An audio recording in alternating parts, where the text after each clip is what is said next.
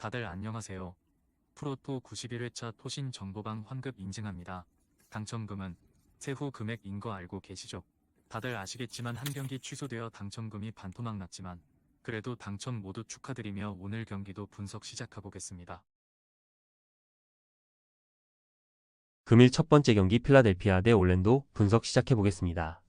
필라는 3점 성공해서 앞서며 올랜도를 잡는 듯 했으며 그러나 클러치 상황의 해결사로 나선 타이리스 맥시의 야투가 터지지 않으며 아쉬운 패배를 당했고 조엘 엠비드와 드러먼드 등 빅맨 자원이 모두 빠진 상황이었기에 트위너인 야부셀레가 센터로 나섰음에도 리바운드 개수에서 크게 뒤지지 않았는데 마무리가 아쉬웠다.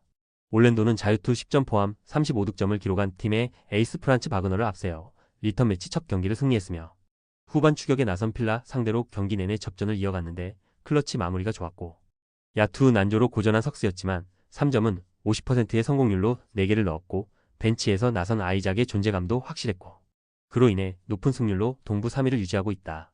올랜도의 승리를 본다. 필라는 직전 경기를 빠진 폴 조지가 이 경기 복귀를 준비 중이다. 그러나 야부셀레와 마틴 등으로는 올랜도 프론트코트의 높이를 감당하기 어렵고 프란츠 바그너가 최고의 컨디션으로 본인의 득점을 확실하게 해주고 있고 웬델 카터와 아이작이 골밑 수비를 책임질 올랜도가 승리할 것이다. 금일 두 번째 경기 애틀랜타 대 LA 레이커스 분석 시작해보겠습니다. 애틀은 분위기가 좋던 밀워키를 원정에서 잡고 연승을 이어갔으며 높이의 팀을 상대로 리바운드에서 마진을 15나 기록하는 등 제공권을 앞섰고 벤치의 활약이 대단했고 보그다노비치와 오콩우, 디안드레 헌터 등이 나란히 20분 중후반대를 출전한 벤치였는데 3명의 선수가 모두 두 자릿수 득점에 성공했고 틀에 0의 부진이 있음에도 연승을 달릴 정도로 최근 분위기가 좋다. 레이커스는 지난 목요일 홈경기에서 마이애미에 완패했으며 르브론 제임스가 엄청난 피지컬을 앞세운 돌파로 30점 가깝게 득점했고 벤치에서 나선 크리스티와 빈센트가 두 자릿수 득점에 성공했는데 외곽 수비가 되지 않았고 또 아데바요 상대로 공수에서 고전한 데이비스의 부진도 아쉬웠고 그로 인해 승률 5할이 무너질 위기에 처했기에 애틀 원정에서는 반드시 승리가 필요하다. 애틀의 승리를 본다. 레이커스는 마이애미 원정 대패 이후 레딕 감독이 본인의 탓이라는 인터뷰를 했지만 팀이 하나로 뭉치지 못한다는 말을 하며 팀의 문제가 수면 위로 올라왔으며 르브론의 수비 상황에서의 느려진 발과 데이비스의 적극성 부족도 문제다. 제일런 존슨과 다니엘스가 강력한 수비로 주전 구간을 지탱하고 있고 트레이 영이 슈터들을 안정적으로 살려줄 애틀이 연승을 이어갈 것이다. 금일 세 번째 경기 보스턴 대 밀워키 분석 시작해보겠습니다.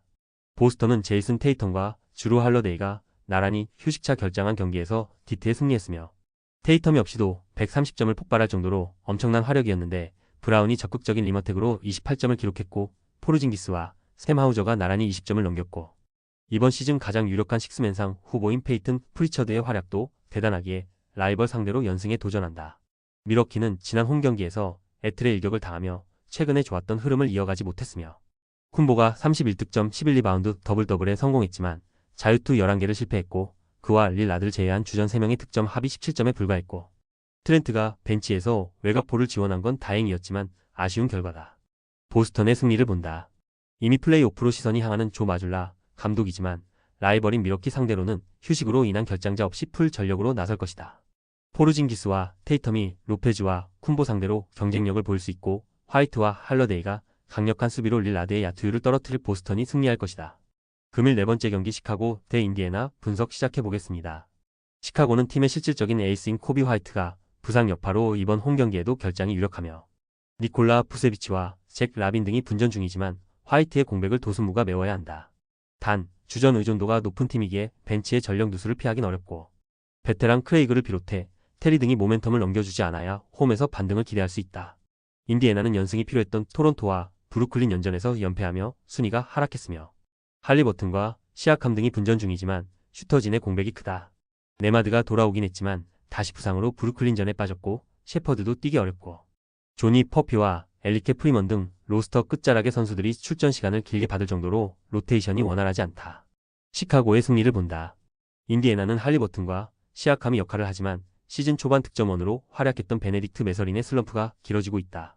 할리버튼의 분전만으로는 시카고 상대로 원정에서 고전할 수 있고 시카고도 화이트가 부상을 안고 있지만 라빈과 조시 기디가 공백을 메우는 데다 부세비치가 잘해주기에 주전 구간에서 리드를 기대할 만하다. 금일 다섯 번째 경기 샌안토니오 대 세크라멘토 분석 시작해보겠습니다. 세나는 요통 통증이 있는 빅터 웬바냐마가 시카고전 결장에 이어 이번 일정에도 빠질 수 있으며 출전 가능성이 아예 없는 건 아니지만 출전해도 30분 이하로 경기에 나설 것으로 보이기에 잭 콜린스가 골밑 수비를 책임져야 한다. 그나마 다행인 건 공수에서 역할을 할 수 있는 살림꾼 제레미 소환이 돌아왔다는 점이며 크리스 폴의 리딩 부담을 덜어줄 수 있고 수비 상황에서는 상대 스윙맨 에이스인 드로잔을 막을 수 있다. 세크는 멤피스에 이어 샌안등 홈에서 어려운 경기를 했던 상대들을 연달아 만나는 백투백이며 그래도 몽크를 주전으로 바꾼 로테이션 조정이 효과를 보는 데다 케빈 허터와 키언 앨리스 등이 벤치에서 어느 정도 경쟁력을 보이기에 일정에 대한 부담이 크지 않고 시즌 내내 부상을 안고 있는 디에런 팍스가 투혼을 보이는 것도 팀에는 큰 힘이다. 세크의 승리를 본다. 최근 세크 원정에서 경기 막판을 지배하며 승리한 좋은 기억이 있지만 에이스의 몸 상태가 문제가 될 수 있다. 또 세크와 마찬가지로 백투백이기에 일정에 유리함도 없고 사보니스가 콜린스 상대로 골 밑에서 매치업 우위를 가져갈 수 있고 팍스가 강점인 스피드로 홈팀 백코트를 공략할 세크가 승리할 것이다. 금일 6번째 경기 골든스테이트 대 미네소타 분석 시작해보겠습니다. 골스는 홈 연전에서 휴스턴에 이어 미네소타 등 전력이 더 좋다고 평가되는 팀들을 연달아 만난다.